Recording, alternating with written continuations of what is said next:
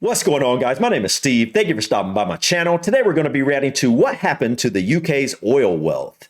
I don't really know what to expect from this video because when I think of the UK, I just don't picture them as being heavily involved in the oil industry. I picture the UK being heavily involved in renewable resources and windmill farms and solar power. And I do picture the UK being involved in mining certain minerals and things like that. But for some reason, when I think of the UK, I just don't picture oil. And I obviously understand that BP is British Petroleum, but outside of the BP, I just don't picture the UK as being involved in the oil industry.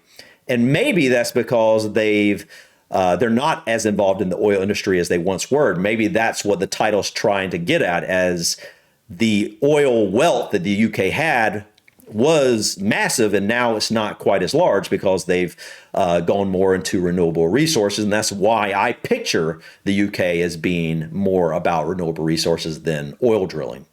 But anyways, guys, like I said, I don't know what to expect from this video. So let's just go ahead and dive in and check out what happened to the UK's oil wealth. For more than 4 decades, the UK actually produced more oil than Norway. The trouble is that whilst Norway has gone on to establish the world's largest sovereign wealth fund at well over $1 trillion, wow, and owning a staggering 1.5% of all shares on the planet, the UK, on the other hand, well, it has little to show for it. But why? Why did the two nations take such different approaches to their oil wealth? And why has the Norwegian state earned more than double per barrel of oil equivalent than its UK counterpart? Wow. The oil and natural gas riches of both countries lay literally side by side, beneath the North Sea, an area where offshore exploration and production started in the 1960s. So how much oil is in the North Sea? Is that a very rich area for oil? But only really took off in the late 70s and early 80s. During the late 70s, the prospects of large-scale North Sea oil wealth came to the attention of UK Prime Minister James Callaghan. Yet, it's fair to say that future prospects weren't top of the economic agenda.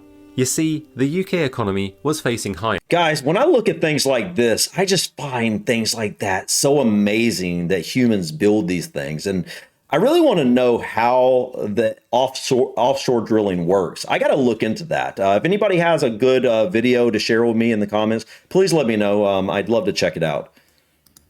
Inflation, unemployment, and somewhat ironically, fuel shortages which plagued the 70s. Whilst oil revenues were rising, they were still fairly small. But all that was about to change. The early 80s saw the UK reach peak oil and gas, worth more than 3% of GDP per year at its height, or an estimated £45 billion at today's prices. Wow. A windfall which coincided with the government of Margaret Thatcher. I had no idea. A controversial economic figure who oversaw the restructuring of the UK economy during an era of deindustrialisation, an expensive undertaking, which is where the newfound oil wealth became very useful, generating £166 billion for the government over the 80s, helping to cover some of the cost of not only the economic restructure, but also allowing large tax cuts. For example, the higher rate of tax decreased from 60 to 40%, whilst short-term consumerist policies like mortgage tax relief and housing subsidies were pursued. In contrast, Norway took a very different approach. Although it didn't face the same economic pressures as the UK at the time, the economy wasn't anywhere near as wealthy as it is today. Faced with large revenues relative to a small economy, the Nordic nation focused on ensuring its oil windfall would have a long-lasting impact, benefiting future generations. So in 1990, it established the Government Pension Fund, now considered to be the largest sovereign wealth fund in the world. And up until today, each year's surplus oil revenues are transferred into the fund, though these deposits account for less than half of the fund's value. Most of the returns are actually produced through the fund's overseas investments, done to prevent Norway's small domestic economy from overheating, with only a small proportion transferred back to the government each year to ensure long-term sustainability. But these transfers are still equivalent to approximately 20% of all government spending. As for the UK, well, had the country followed a similar strategy, the fund could be worth over £500 billion today. Wow. Though to be fair, investing most of it in an oil fund may not have been realistic. A 2008 study suggested that investing half of its wealth into a fund would have still led to a £200 billion spending pot, larger than most sovereign wealth funds, and not far behind Norway's at the time.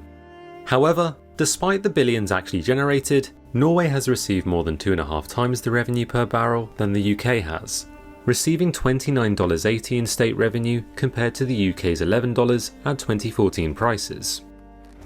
Which is down to 3 main reasons. Firstly is the timing when the countries extracted most of their oil. Given that timing in a volatile market is often crucial, the UK produced more when prices were low, reportedly extracting 2/3 of all its oil when prices were below $50 a barrel, compared to just over half for Norway. Secondly, the UK has simply applied less tax, accounting for an estimated half of the difference in revenue per barrel. A key reason for this is the UK routinely reducing taxes on extraction as oil prices fell over time, including to 0% on certain fields from 2016, focusing more on corporation tax and supplementary charges, which have led to less revenue on average. And finally, unlike Oslo, London doesn't own a stake in the companies extracting the oil. You see, widespread privatisation provided a short-term boost to public finances, but this was at the expense of a share of the equity and dividends generated by the extracting companies. The Norwegian state, on the other hand, kept a firm hold on upstream companies like Statoil, meaning that whilst Norway benefits from both higher taxes on production and shares in state-owned companies, the UK is limited to the taxes raised. Not to mention the much higher proportion that Norway exports compared to the UK's domestically driven consumption, going a long way to explain the differences in how much wealth was created. Unfortunately, even given the extreme volatility in oil prices over time, the opportunity presented by North Sea oil may have passed, at least for the UK, where state revenues have underperformed forecasts nearly every year for the last decade. We're actually below zero for 2 of those years due to tax rebates, and set to be no greater than £1 billion a year at most until at least the mid-2020s, a very long way from the peak oil of the mid-80s. So overall, the UK's lost oil wealth is as much a product of how much actually found its way into the state's piggy bank as what was done with it. To be fair, the UK has a much larger population than Norway, which would have limited the I don't even know what the population is, but having also faced a different set of economic pressures when revenue started flowing. Yet, like many, we can't help but wonder, what if even a small percentage of that oil wealth was used for a fund? Would the UK have ended up buying half of Norway's prime retail? Or even a top division Norwegian football team? We'll never know. And now, it's over to you. Realistically speaking, could the UK have set up a sovereign wealth fund? Is it even fair to compare the two countries? Or was good governance the real difference here? We'd be interested to hear your thoughts in the comments below. And if you think we've earned it, consider giving us a like. I mean, in some ways you could compare the countries, but in a lot of ways you can't. I mean, the UK's population is like 60 some million, and I'm guessing Norway, I don't know how big Norway's population, but I know it's one of the smaller countries, so I'm thinking maybe 5 million, 7 million people. I don't know. I really don't know, but I know it's much smaller. So when you got that little of a population comparatively to the country you're comparing it to, it's just very hard to compare it. But this was interesting, guys. You know, I feel so naive, not even realizing that you guys had a huge oil industry. You know, it's just not something I've looked into. It's not something I've really thought about ever. You know, it's not something anybody's introduced to me before. So if you have anything about the British oil industry you'd like to share with me, please feel free to do so.